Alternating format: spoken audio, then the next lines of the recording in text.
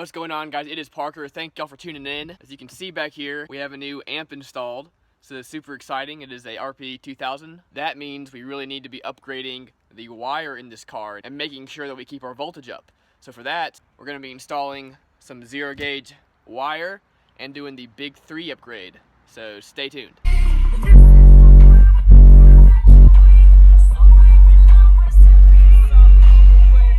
Now I just wanted to say real quick, I am not a professional. This is just a project that I've been making a series out of for YouTube. If you want to get really good advice on stuff, I would go watch somebody who's been doing this a whole lot longer and really knows a ton more. You know, I'm just learning here as I'm doing this.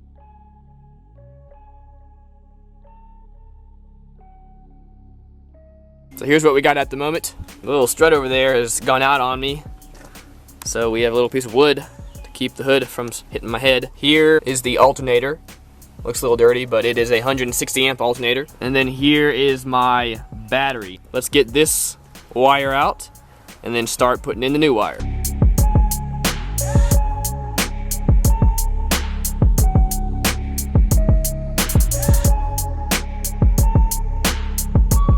So we're gonna follow about the same path for the 0 wire, the 0 gauge wire. It's gonna go down through there, and then have a hole right there where it'll go through and it's all protected by this shield. Now, there's 2 different ways you can run wire. You either can run them through the side here. Now, or when people are going to bigger wire, a lot of times they'll run it underneath the car and it would come up somewhere in the trunk. You know, maybe up through here somewhere. No, I could do that, but I think I'm gonna try to run it through the side here, because I believe if I pull all this up, there's actually a good deal of room kind of under here where I can put it, but we're gonna have to pull all these panels. Now, before everybody leaves a comment, I know what you're saying, this is really cheap RCA wire. Well, you would be correct. The RCAs I had actually accidentally messed them up. So for now, I ran these, and I have them connected right there to these just for testing purposes. Now, I have ordered a single sky-high 18-foot long RCA wires. So when that comes here, we'll be switching that out from this wire. But yeah, that is why I have this wire here at the moment. Also, for this stage in the build, yes, we are using just regular 0 gauge wire. This is not oxygen-free copper, but for this point of the build, this will be plenty for what I need. But what I had worked pretty good, so this will just be an upgrade over that.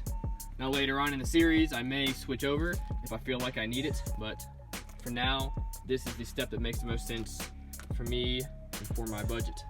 This is a budget build. So we had to pull the seat out, or at least unbolt it, so we could get some more room down here.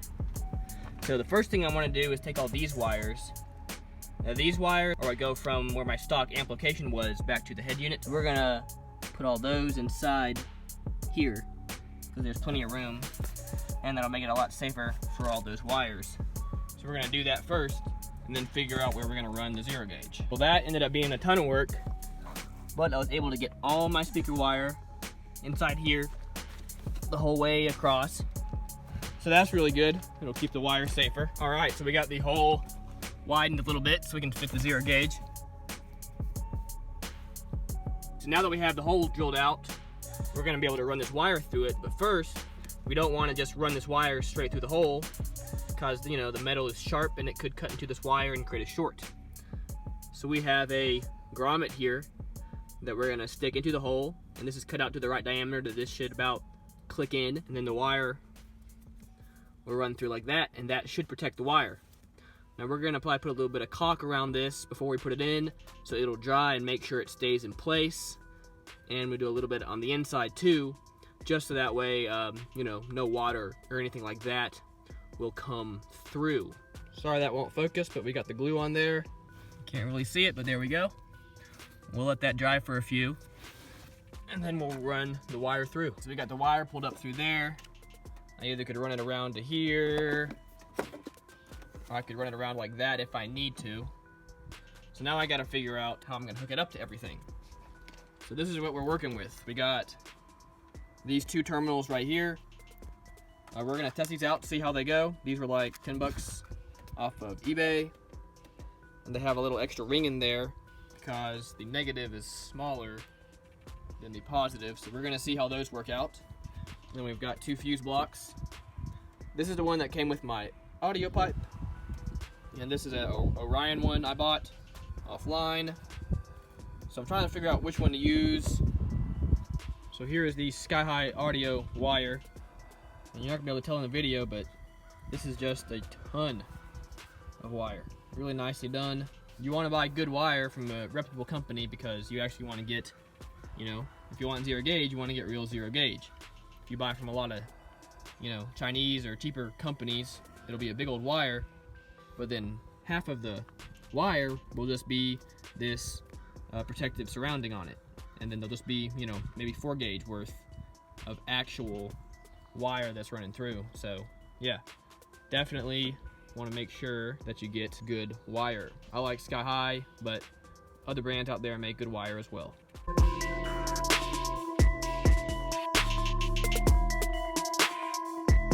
Took a little while figuring everything out, but first off, these terminals are great. They took the wire no problem, which was awesome. Some reviews said that they were a little small for oversized 0 gauge, but you know, I cut it and made sure I put it straight in and didn't get anything frayed, and it went in there no problem.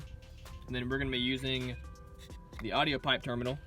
That seemed like it would work the best for my location. We have the wire all the way through and kind of put most of the panels back together since we're done running the wire. So next thing we're gonna do is hook up this little ORION fuse block, and it's a fuse block and also has a voltmeter. So I thought that would be cool, something cool for the channel to see. Now this can be either 2 or 0 gauge. So there's a little ring we can pull out for the 0 gauge. So that's also kind of cool. But yeah, this will mount, you know, somewhere up in here, and the 0 gauger is gonna go into there, and then it's gonna come out and go up into the amp. And that just gives me a little bit extra protection for this amp, in case, you know, there should be a short somewhere else. I'm also planning on getting a battery sometime soon, so I do want to have another fuse on this side of the car as well. So yeah, we're gonna figure out where to mount this and how to hook it up. We'll see how it goes. I have this wire, which I'm assuming has got to be a ground, because there's nothing else that would be grounding this. So we're gonna ground that out, and hopefully it doesn't blow.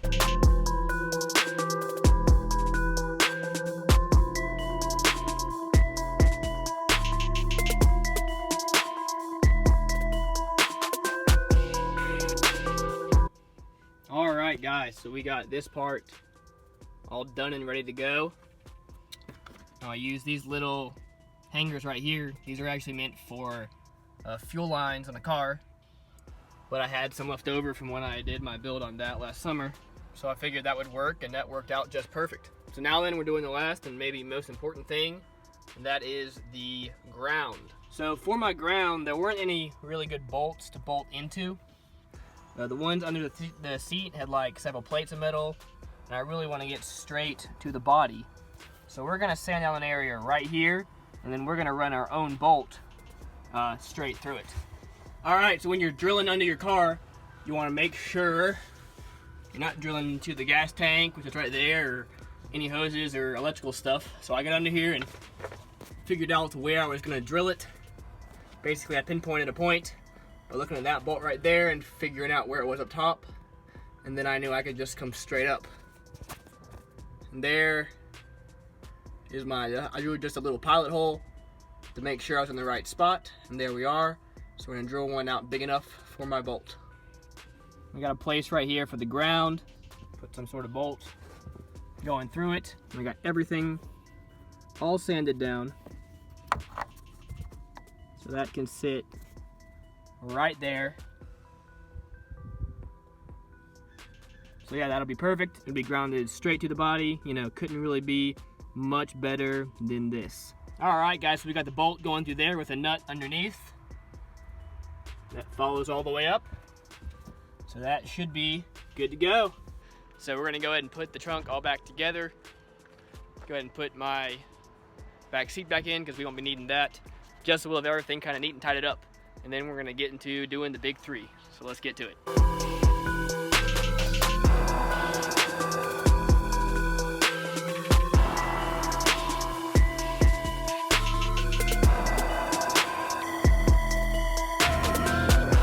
now it's just time to do the big three.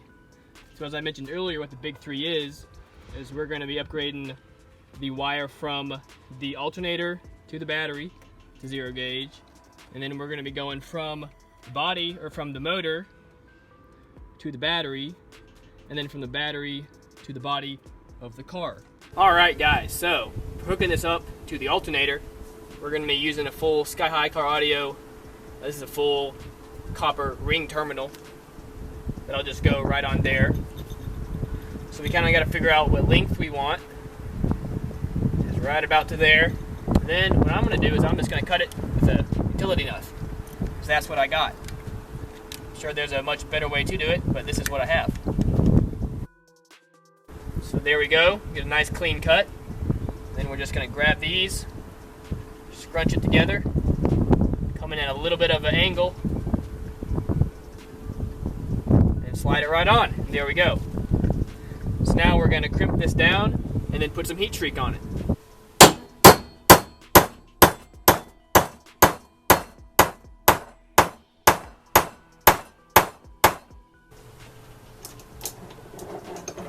So that makes a really good crimp. So now we have some Sky-High audio heat shrink. We're just going to slide that over right to there. We're going to get our heat gun.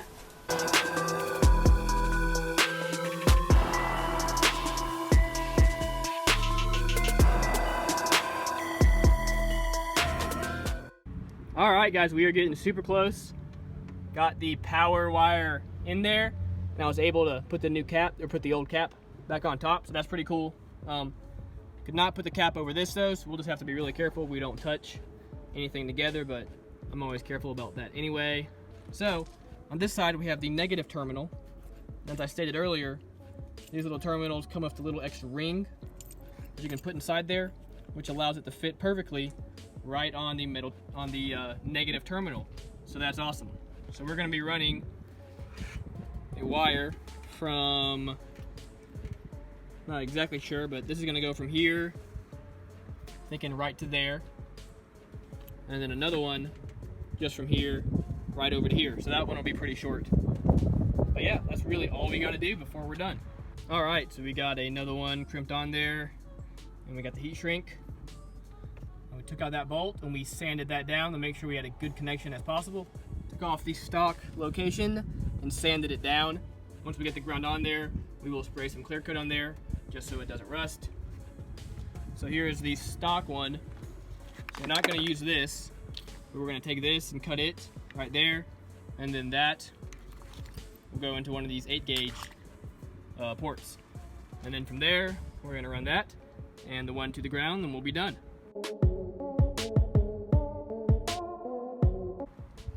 All right guys, so we got the ground from the alternator and motor ran. The easiest way was to run it along the back of here and right to there.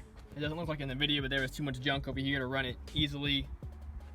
And then this guy just circles right around there and connects right there.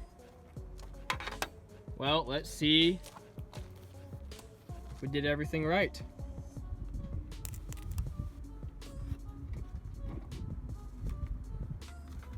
Okay, heard some noises, but that's probably good. Well, all right, let's tighten this down and test everything out. All right guys, at least for today, we have got it done. Got all the wires kind of in there and strapped up, so they shouldn't be sliding around anywhere. Again, we'll be checking this from time to time just to make sure. But yeah guys, this is super exciting. Never had something quite like this. So yeah, let's check out the car and see how it runs. Now that we got it hooked up, we of course got to give it a little demo. Now I've been playing it a little bit. Definitely seems to be good for the amp. Again, that is the RP-2000, and it seems to be pretty power hungry. So I'm sure having the beefier wire will help it out. But yeah, let's play and see what it does.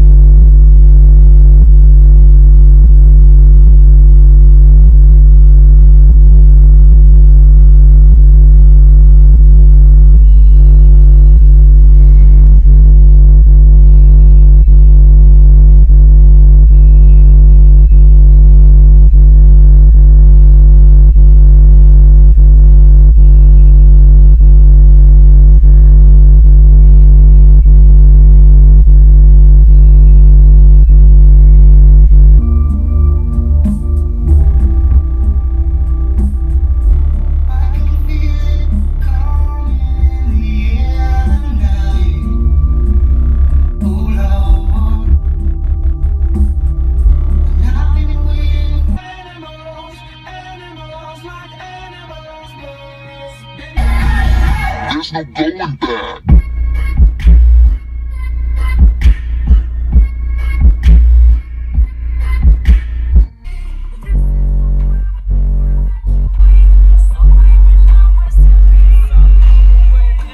Alright guys, well, my normal camera died, so that's gonna about do it for today. But yeah, that was a super cool install. Took about all day to get done. There's a lot of panels I had to pull off and whatnot. And you know, I've never done something this big. So I had to order 25 feet of the positive wire and then 6 feet of the negative. And for the positive, I still have a good about 7 feet left. Whereas for the negative, don't even have a foot left. So I would say I got just the right amount, and I've got extra of this for future projects. I am planning on getting a secondary battery here soon.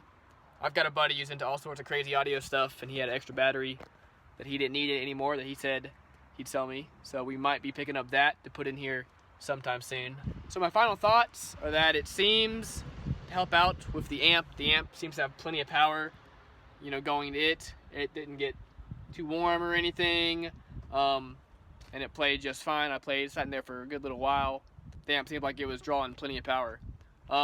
Listening to normal music, even pretty loud, the volts would stay around 14 volts, maybe dip right into the upper 13s. Light didn't seem to dim too much. Anyway guys, thank you all so much for watching. Please like, comment, and subscribe.